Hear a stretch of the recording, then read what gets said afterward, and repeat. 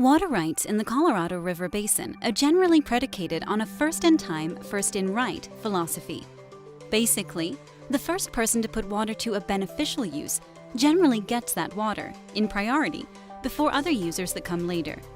But water use has expanded greatly over time, and we now use more water than the river provides on average. If this trend continues, we are increasingly at risk from mandatory water cutbacks that could impact cities, agriculture, and industry throughout the region. Solutions that worked 100 years ago may not be adequate for meeting today's challenges. To avoid shortages and make sure people and nature have the water they need in a future that's likely to be hotter and drier, we need to develop new tools to foster flexibility in how we manage water.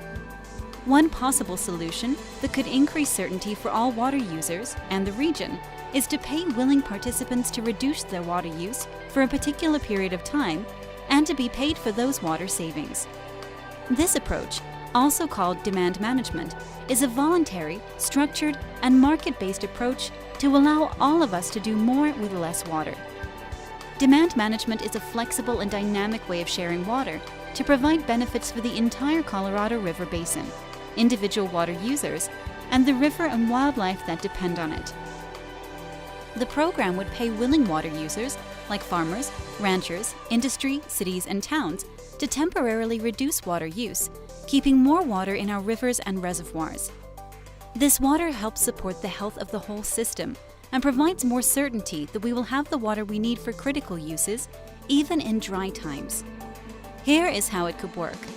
A farmer or rancher on the Colorado River demonstrates how they're going to save water on a temporary basis.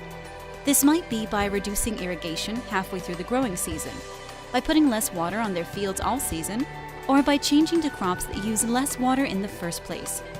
The water they save is then left in the river. This water makes its way to Lake Powell, where it is combined with water savings from other willing participants to maintain reservoir levels that help protect hydropower generation and, critically, the ability of the Upper Basin to meet its obligations to the Lower Basin states under the Colorado River Compact. With Lake Powell and Lake Mead at record low levels, conserving the most amount of water possible is paramount for the health of the river and everyone who relies upon it.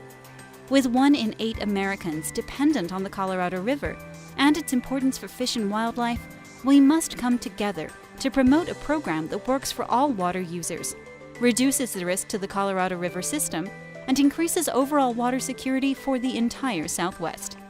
But we can only do this together and need your help. Will you join us?